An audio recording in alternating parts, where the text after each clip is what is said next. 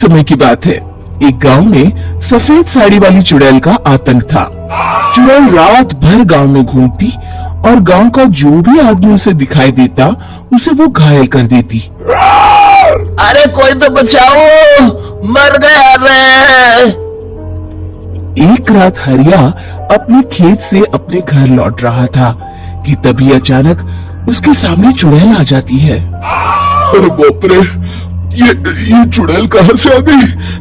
आज तो मैं गया काम से।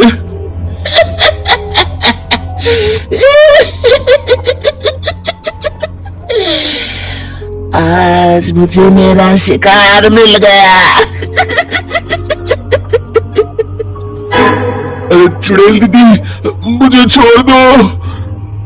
जैसे ही चुड़ैल हरिया की तरफ बढ़ती है, हरिया वहां से भाग जाता है और अपने घर के दरवाजे पे पहुंचता है।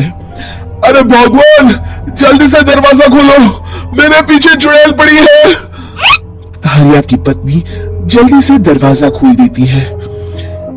अरे आप इतना हाफ क्यों रहे हैं? अरे मेरे पीछे चुड़ैल पड़ी है, आज तो मैं बाल बाल बच गया। जल्दी से सभी दरवाजे और सभी खिड़कियों को बंद करके बत्ती बुझा दो। तभी चुड़ैल हरिया के घर के पास पहुंच जाती है। अरे वो आदमी कहाँ गायब हो गया? मैं भी देखती हूँ आखिर कब तक बचेगा। मैं अपने शिकार को इतनी आसानी से नहीं छोड़ती। इतना कहकर चुड़ैल वहां से चली जाती है। वहीं दूसरी तरफ हरिया और उसकी पत्नी दोनों अपने घर की खिड़की से ये सब देख रहे होते हैं। अरे बाप रे, ये तो बड़ी डरावनी चुड़ैल थी।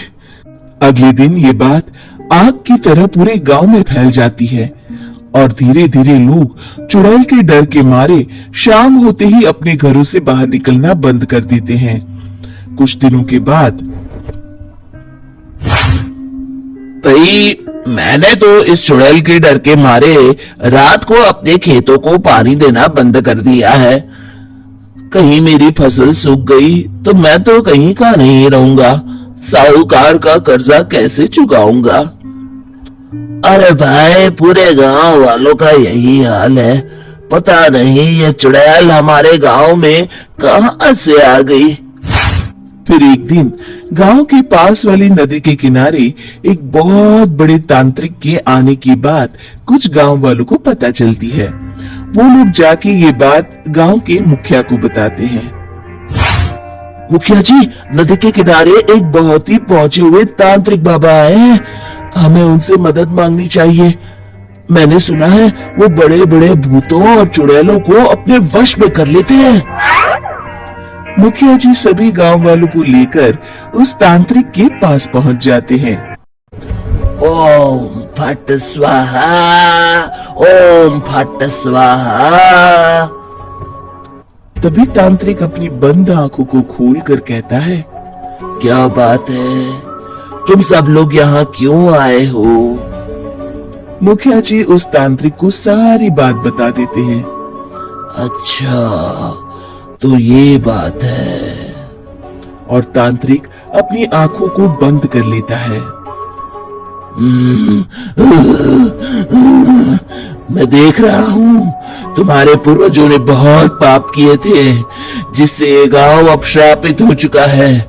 उसी के फल स्वरूप तुम्हारे गांव में चुड़ैल आई है। ये चुड़ैल बहुत खतरनाक है, ये किसी को नहीं छोड़ेगी। हे भगवान, मर गए रे, अब क्या होगा? तभी गांव के मुखिया जी कहते हैं, बाबा, इस चुड़ैल से हम सबको बचा लीजिए। कोई तो उपाय होगा। इसका सिर्फ एक ही उपाय है। सभी गांव वालों को बारी बारी हर दिन अपनी आधी फसल उस पहाड़ी के ऊपर बनी काली गुफा में छोड़ के आनी होगी। तभी उस चुड़ैल की भूख मिटेगी और श्राप का प्रभाव खत्म हो जाएगा और तुम सब जिंदा बच जाओगे।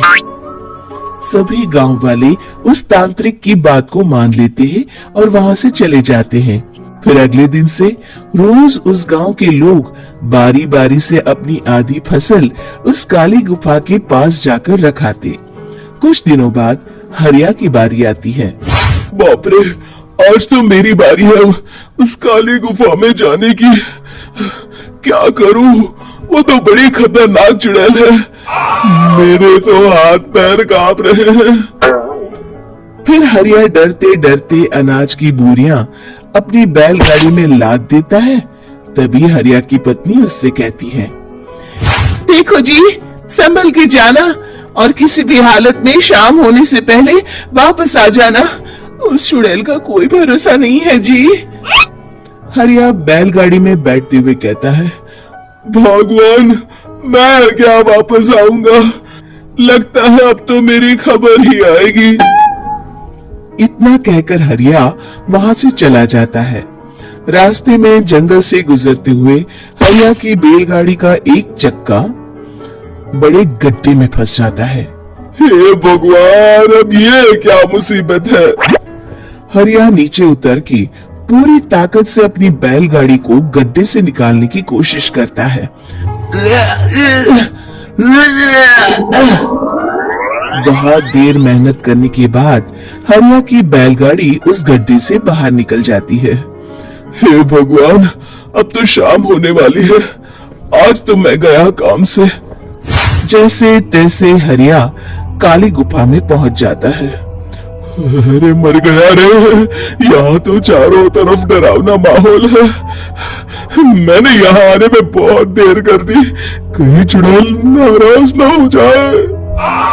हरिया अनाज की बोरियां वहां रख के जैसे ही जाने लगता है, तभी उसे किसी के आने की आवाज सुनाई देती है। हरिया एक कोने में छुपकर अंदर देखने लगता है। चुड़ैल वहां आती है और फिर अपने चेहरे से नकली चुड़ैल का मुखौटा निकाल देती है।